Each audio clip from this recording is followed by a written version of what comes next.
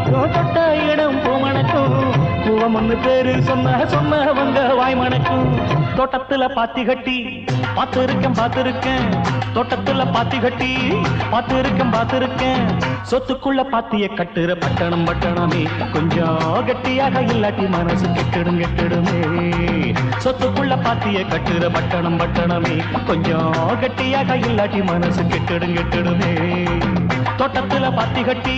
பார்த்திருக்கேன் தோட்டத்துல பாத்தி கட்டி பார்த்திருக்கேன்